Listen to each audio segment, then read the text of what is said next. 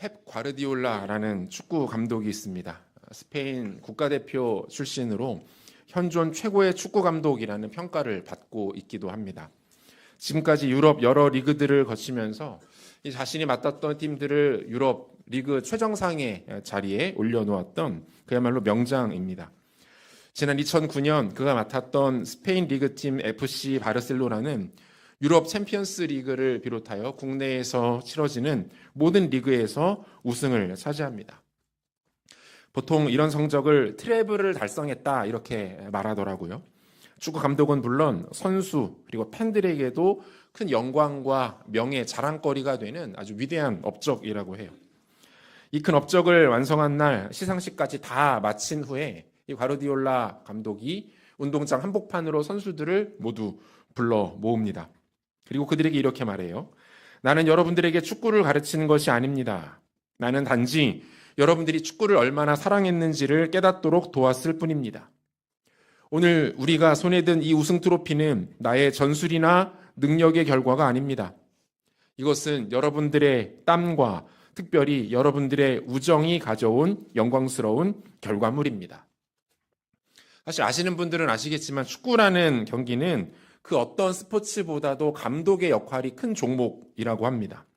동일한 선수들로 구성된 팀이라고 하더라도 어떤 감독이 부임했느냐, 맡았냐에 따라서 어떤 리더십과 전술이 발휘됐느냐에 따라서 그 결과가 크게 바뀌는 것을 볼 수가 있는 거죠. 당시 이 팀도 마찬가지였다라고 해요. 모든 언론과 매체, 전문가들은 우승의 영광을 감독인 그에게로 돌렸습니다. 하지만 그는 겸손하게 자신의 모습을 감춥니다. 선수들을 격려합니다. 선수들의 땀과 우정을 높이 평가했어요. 언론과 축구 팬들은 모두 그의 모습에 감동했습니다. 역시 과르디올라 감독다운 승리 선언이다. 실력과 성품 모두를 갖춘 진정한 감독이다라는 찬사를 쏟아냅니다. 비단 스포츠뿐만이 아니죠. 어떤 상황에서든 이 승리 직후에 나오는 누군가의 메시지는 대단히 큰 의미를 갖습니다. 순간의 감정과 마음은 물론이고 그동안의 모든 과정에 대한 진심, 태도, 그리고 가치관이 그 순간에 가장 솔직하게 묻어나기 때문입니다. 오늘 우리가 읽은 본문은 부활 직후 예수님께서 제자들에게 전하신 일종의 승리 선언이라고 볼 수 있습니다. 예수님은 친히 이루신 부활의 승리를 어떻게 여기고 계신지, 그 승리의 영광과 기쁨을 예수님은 제자들에게 어떻게 나누기를 원하셨는지를 살피면서 이 아침 우리에게 주시는 부활의 은혜와 감격을 함께 묵상해 보도록 하겠습니다. 제자들 중에서는 아무도 부활하신 예수님을 보지 못했습니다. 베드로와 요한만이 비어있는 예수님의 무덤을 확인했습니다. 예수님의 시신을 감쌌던 세마포와 머리를 쌌던 수건만 보았을 뿐이죠. 오직 막달라 마리아만 예수님을 본 상황이었어요. 잠깐이나마 대화도 나눌 수 있었습니다. 그녀는 예수님께서 부활하셨다라는 이 소식을 제자들에게 전합니다. 요한복음 20장 18절을 보니까 막달라 마리아가 가서 제자들에게 내가 주를 보았다 하고 또 주께서 자기에게 이렇게 말씀하셨다 이르니라. 예수님이 부활하셨다라는 이 소식을 들은 제자들의 반응은 어땠을까요? 오늘 새벽에도 우리가 살폈지만 요한은 이 사실을 믿고 있었던 것처럼 보입니다. 베드로도 요한만큼은 아니지만 예수님이 진짜 부활하셨겠다라는 것을 현장을 통해서 확인할 수 있었어요. 하지만 다른 제자들은 조금 달랐던 것 같습니다. 그날 저녁 제자들은 모두 한 곳으로 모입니다. 그리고 그 자리에 부활하신 예수님이 찾아오시죠. 본문 19절인데요. 우리가 한 목소리로 같이 읽겠습니다. 이날 곧 안식 후 첫날 저녁 때에 제자들이 유대인들을 두려워하여 모인 곳의 문들을 닫았더니 예수께서 오사 가운데 서서 이르시되 너희에게 평강이 있을지어다. 부활하신 예수님이 제자들과 처음으로 대면하시는 자리였어요. 예수님은 부활의 몸, 부활체를 입으신 상황이었습니다. 따라서 문이 닫혀있는 폐쇄된 공간이었지만 그 한가운데로 오실 수가 있었던 거죠. 부활하신 예수님의 신비를 가장 잘 보여주는 장면 중에 하나입니다. 이렇게 제자들 찾아오신 예수님이 그들에게 가장 처음으로 전하신 메시지 무엇입니까? 너희에게 평강이 있을지어다. 승리 직후의 첫 선언. 너희에게 평강이 있을지어다. 예수님의 이 말씀은 축복이자 동시에 명령이라고 볼 수 있어요. 예수님께서 부활하신 직후 제자들을 처음으로 대면하시는 자리에서 다른 메시지가 아니라 평강을 선언하신 이유와 목적은 무엇일까요? 예수님은 제자들에게 평강을 선언하시면서 무엇을 기대하셨던 걸까요? 두 가지로 한번 정리하겠습니다. 부활하신 예수님께서 평강을 선언하신 이유 첫 번째, 예수님은 제자들에게 평강을 선언하시면서 그들이 두려움을 이겨내기를 원하셨어요. 두려움을 이겨내는 평강을 주고 계신 거죠.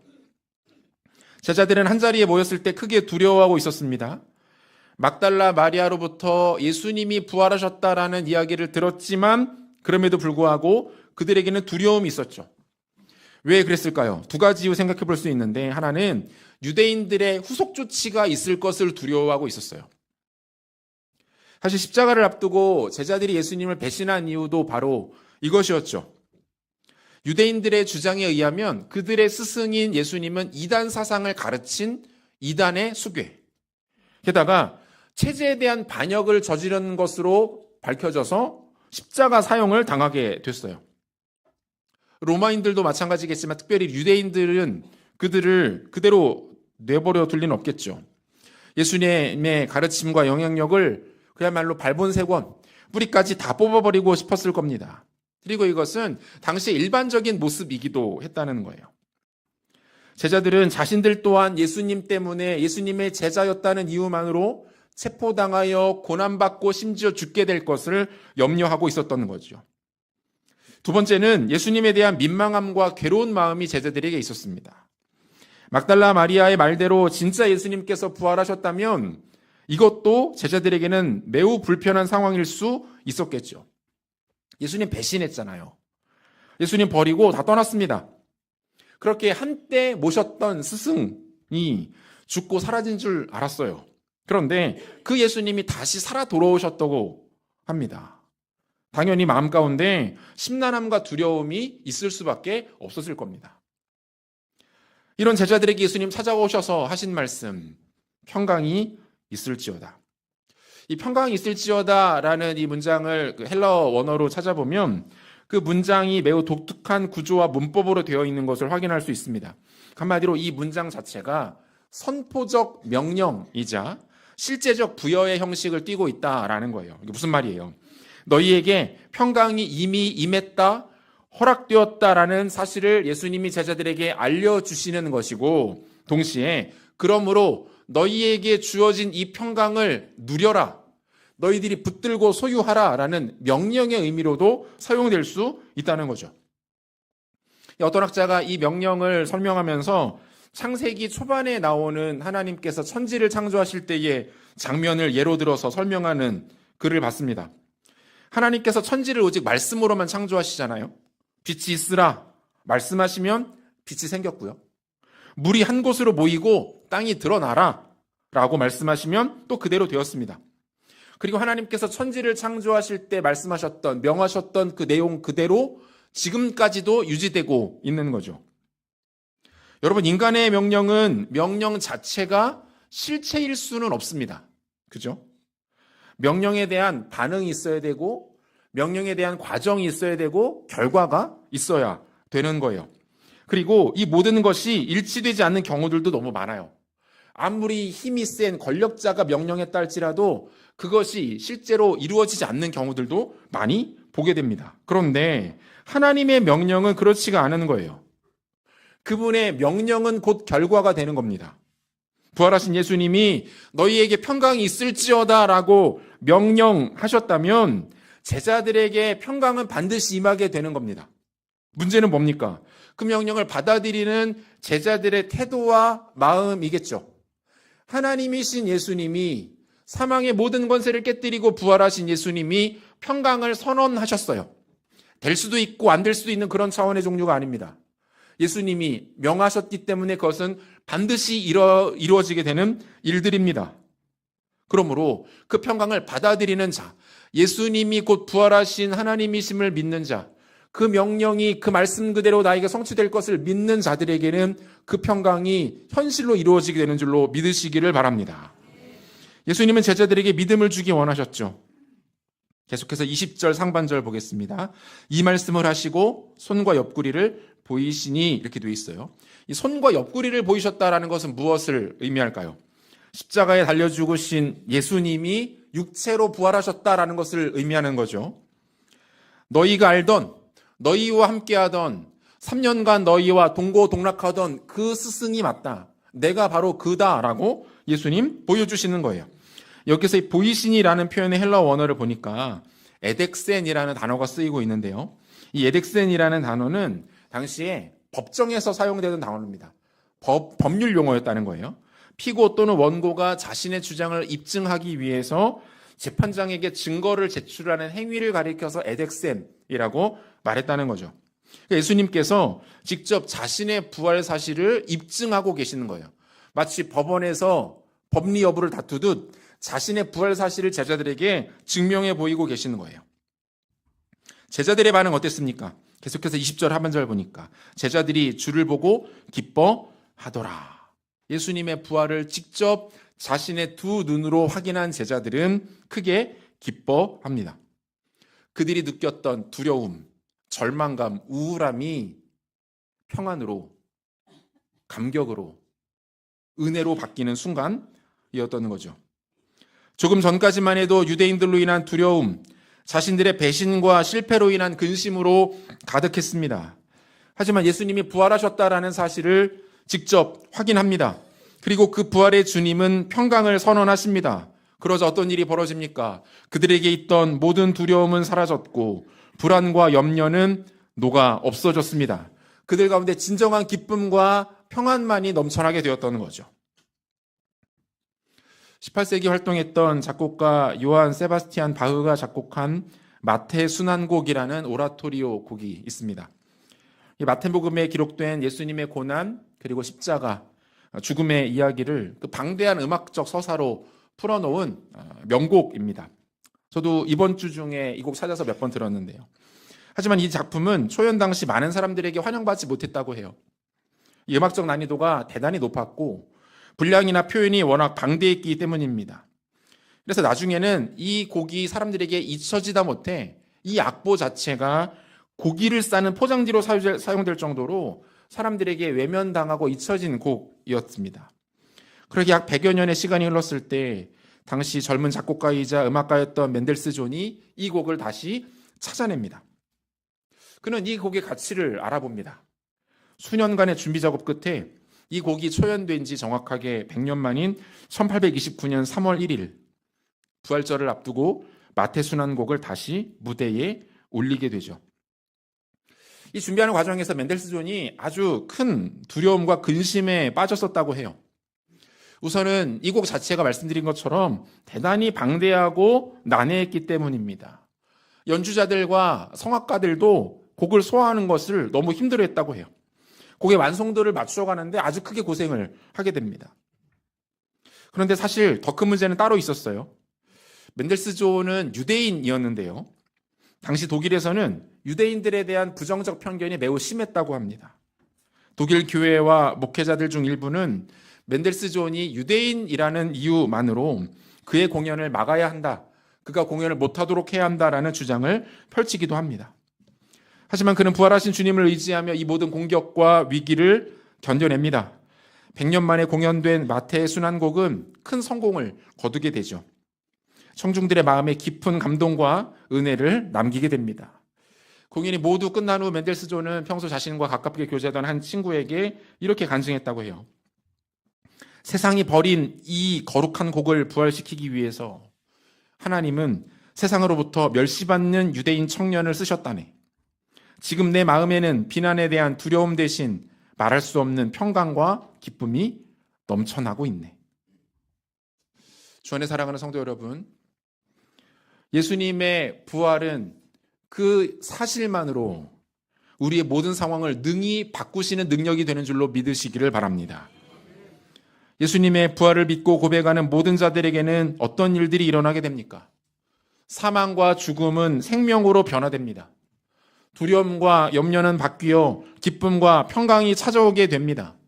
모든 저주는 끊어지게 될 것이고 아픔과 상처는 극복될 것이고 하나님의 은혜 가운데 거하는 일들이 일어나게 될 줄로 믿으시기를 바랍니다.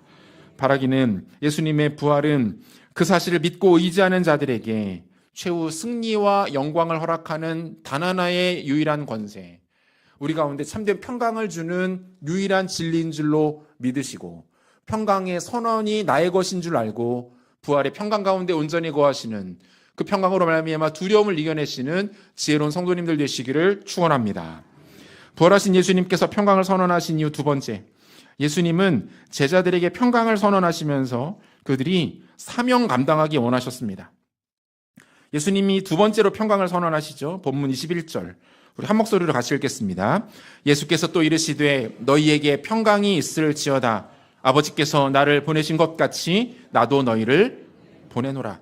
첫 번째로 주신 평강의 명령이 두려움을 이기는 힘으로 작동했다면 두 번째로 주시는 평강의 명령은 제자들이 사명을 감당하도록 하는 힘이 되었다는 거예요. 요한복음 전체에서 가장 많이 사용되는 표현 중에 하나가 이 보내다라는 동사예요. 보내다. 두 가지 동사가 사용되는데 펜포라는 헬라어 단어가 모두 26번 정도 사용되고 있고요. 아포스텔로라는 동사가 16번 쓰입니다. 이 아포스텔로라는 말에서 나온 말이 아포스톨로스, 사도라는 단어가 되는 거예요. 말 그대로 성부 하나님께서 성자 예수님을 세상에 보내셨다라는 것을 요한복음 전체를 통해서 강조하고 있는 거죠. 예수님은 하나님이 보내신 메시아, 구원자이시다라는 것을 설명합니다. 그리고 예수님의 부활을 기점으로 새로운 시대가 열리고 있음을 보여줍니다. 예수님께서 하나님 아버지로부터 이 세상에 보내심을 받은 것처럼 예수님 또한 자신이 사랑하신 제자들을 세상으로 보내시겠다라고 선언하고 계시는 거예요. 한마디로 사명을 주시겠다는 겁니다. 예수를 따르는 모든 제자들에게는 사명이 허락되어 있다는 것을 예수님 알려주시는 거죠. 예수님의 십자가 죽음 그리고 부활의 역사적 사실로 인해서 제자들의 존재 목적이 새롭게 정의되고 있는 거예요. 예수님의 제자들은 더 이상 생존의 문제를 위해서 세상을 살아가지 않습니다. 예수님께서도 이미 말씀하셨지만 무엇을 먹을까? 무엇을 마실까? 무엇을 입을까는 더 이상 제자들의 고민 내용이 아닙니다. 이러한 것들은 부활의 영적 승리를 알지 못하는 자들, 하나님의 자녀가 아닌 영적 고아들에게나 어울리는 염려와 고민이라는 거예요. 부활의 영광을 덧입고 부활로 인한 영원한 평강을 소유한 제자들은 생존이 아닌 사명을 위해서 살아가는 자들임을 믿으시기를 바랍니다. 여러분, 실제로 우리가 살아가는 모습을 가만히 한번 돌아보세요. 우리가 언제 힘듭니까? 언제 외롭고 언제 마음이 무너집니까? 생존의 문제에 걸려버리면 삶이 고단해지는 거예요. 삶의 태도나 가치관이 어쩔 수 없습니다. 나도 모르게 이기적으로 변할 수밖에 없죠. 생존의 문제가 걸리면 마음이 편협해집니다. 좁아져요. 손해보려고 하지 않습니다. 하나라도 더 갖고 소유하기 위해서 그 삶과 인격이 구차해지는 거예요. 내가 나의 것을 챙기고 확보하지 않으면 내 삶이 지탱되지 않을 것이라는 두려움에 휩싸이기 때문에 생존의 문제에 걸려버리면 삶과 인격이 편안하고 온유할 수 없는 거예요. 반대로 우리 인생을 사명의 차원으로 바꾸어 놓으면 어떻게 됩니까? 삶이 다르게 보이는 거죠. 나에게 주어진 능력, 시간, 건강, 재산, 이거 가지고 나 자신만을 위해서 쓰지 않습니다. 더 숭고하고 높은 가치를 위해 씁니다. 하나님 나라 위하여서 드리고 헌신하고 어렵고 연약한 이들을 위하여 돕고 희생하고 내려놓고, 우리의 모든 필요는 아버지께서 책임지실 것이기 때문에 나는 주님을 기뻐하며 바라보면 그만입니다. 예배하면서 하나님의 뜻과 마음을 확인하고, 기도하면서 주님께 묻고 그분의 답을 듣고, 주의 몸된 교회를 사랑하고 섬기면서 그렇게 사명들을 하나하나 감당해 나가는 것이죠. 사람들이 나에 대해서 어떻게 평가를 하고 내가 다른 사람과 나의 처지를 비교하고 그런 것들은 중요하지 않습니다. 생존의 문제에 걸리면 이런 것들이 우리 가운데 너무 어려운 장벽들이 되지만, 우리 삶의 목적이 생존이 아닌 사명으로 옮겨지게 되면 이런 것들이 우리에게 아무런 영향력도 끼치지 못하게 되는 거죠. 사랑하는 성도 여러분, 주님께서 우리에게 평강을 주십니다. 사명 감당하기 위한 평강이에요. 삶의 모든 필요들을 채우시고 우리의 삶과 인생을 영원롭게 인도하시는 하나님이 우리에게 평강 주시는 줄로 믿으시기를 바랍니다. 부활의 주님 우리에게 허락하시는 평강을 믿고 누리심으로 인하여 오늘도 나에게 주신 사명, 거창한 것 아니어도 됩니다. 남들이 인정해 주지 않아도 괜찮습니다. 주님 나에게 주시는 그 하나의 사명, 하나님 나라 위하여, 맡겨주신 영혼들 위하여, 몸된 교회 위하여 사명 감당하는 믿음의 신실한 종들 되기를 소원합니다. 한 3년 전이었던 것 같아요. 한번 호스피스 사역하시는 목사님과 교제하면서 한동안 대화를 나눌 기회가 있었습니다. 이분 하시는 주요 사역이 이제 호스피스, 마지막 말기 환자들을 하나님 나라로 보내는 그런 일을 하시는 분이었는데요. 삶을 마무리하시는 분들을 가까이에서 섬기면서 이게 자연스럽게 구분이 되더라는 거예요. 당연히 예수 믿고 부활의 소망 가운데 떠나시는 분들이 있고, 안타깝게도 끝까지 복음을 말씀드리지만 받아들이지 못한 채 결국 안타까운 모습으로 가시는 분들이 있겠죠. 이렇게 말씀하시는 부분이 대단히 인상적이었어요. 뭐라고 말씀하시냐면 예수님 믿고 가시는 분들 중에서도 마지막까지 두려워하고 불안해하시다가 가시는 분들이 의외로 많다는 거예요. 심지어 장로님이고 권사님이고 수십 년 신앙생활 하셨음에도 불구하고 두려워하면서 목사님 제가 천국 갈 수 있을까요? 목사님 제가 진짜 구원받은 거 맞을까요? 마지막까지 염려와 두려움에 빠져서 떠나시는 분들이 의외로 많대요. 삶 자체가 평안하고 순탄했던 분들이 있습니다. 좋은 가정에서 태어나고 공부도 많이 하고 결혼도 잘해서 크게 고생 안 하고 그래서 신앙생활도 고상하게 잘하신 분들이 있습니다.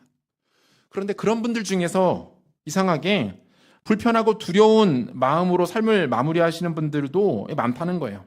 그러면 이 목사님은 그분들께 마지막 순간까지 복음을 전하고 성경에서 구원을 약속하는 내용들을 찾아서 또박또박 읽어드리고 고백하시도록 하고 하나님의 구원의 약속을 확인시켜 드리면서 최대한 편안하게 떠나실 수 있도록 도우신다고 합니다. 반대로 유독 평안하고 기쁘게 그리고 행복하게 천국 가시는 분들도 종종 본대요. 마지막 가시는 모습이 그렇게 편안해 보실 수가 없다는 거죠.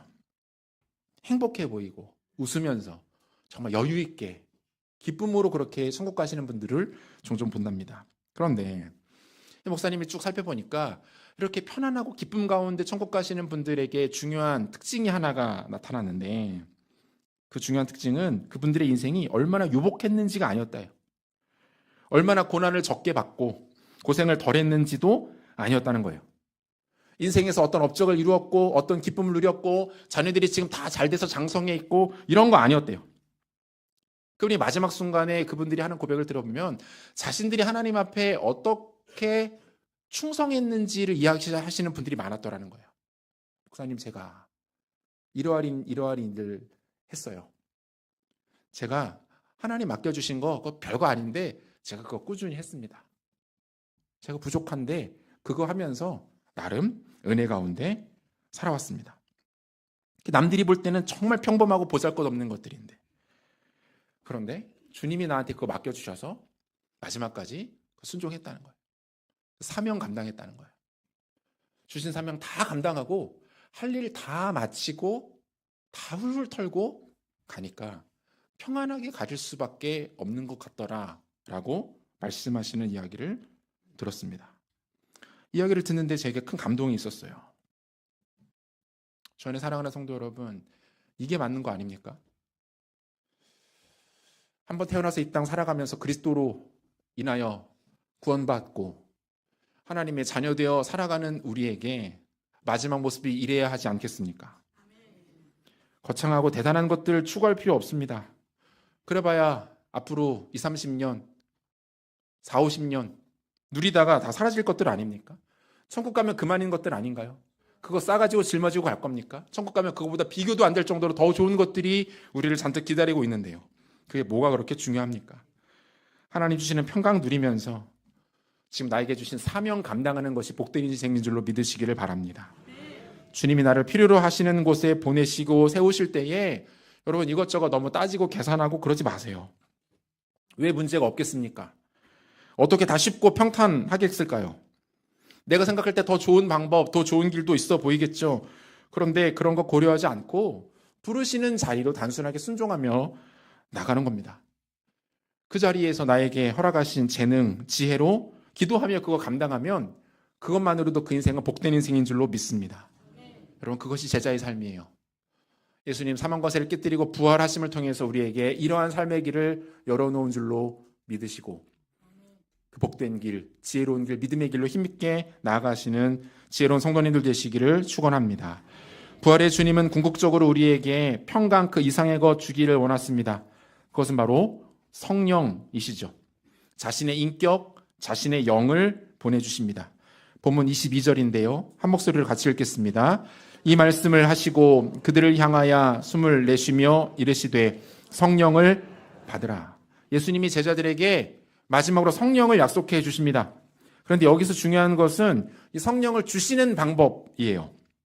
말씀과 함께 숨을 내쉬었다 이렇게 되어 있어요. 이 표현 헬라어로 보니까 에네피세센이라는 단어가 쓰입니다. 사도 요한이 굳이 이 장면에서 에네피세센이라는 단어를 사용한 이유가 있어요.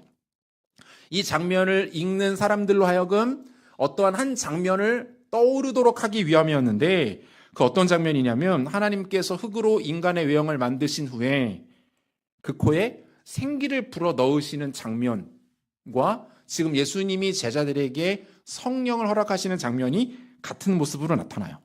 창세기 2장 7절을 보니까 여호와 하나님이 땅의 흙으로 사람을 지으시고 생기를 그 코에 불어 넣으시니 사람이 생명이 되니라. 하나님께서 흙으로 사람을 만드십니다. 그리고 그 코에 생기를 불어 넣으시자 창조가 완성됩니다. 예수님께서 제자들에게 숨을 내쉬시는 장면은 무엇을 말합니까? 재창조의 완성이에요. 부활하신 예수님께서 예수님의 부활을 믿고 그들에게 성령을 보내시는 그 주님의 성령을 받을 때에 어떤 일들이 일어나게 됩니까? 재창조가 완성되는 거예요. 불순종과 죄, 저주와 사망에 얽매여 있는 존재가 더 이상 아닌 거죠. 수치와 실패, 절망과 낙담 가운데 눌려 마귀의 종과 노예로 살아가는 존재도 아닙니다. 하나님의 새로운 피조물로 변화된 존재가 되는 거죠. 바라기는 사망의 권세를 깨뜨리고 승리하신 주님, 그 주님이 주신 평강을 힘입어 두려움을 이겨내시고 주신 사명을 영광 중에 감당하시는 성도님들 되시기를 소원합니다. 우리 가운데 허락하신 재창조의 일들, 우리 영혼 안에 불어넣어 주신 성령의 능력, 우리를 절대로 버리거나 떠나거나 외면치 아니하시는 성령의 능력을 힘입으셔서 우리 가운데 주어진 모든 여생을 주님과 동행하며 십자가의 은혜를 힘입고 부활의 승리와 영광을 누림으로 말미암아 성령 충만한 인생 살아가시는 지혜로운 모든 승인의 성도들 되시기를 우리 구주 예수 그리스도 이름으로 축원합니다. 같이 기도하겠습니다.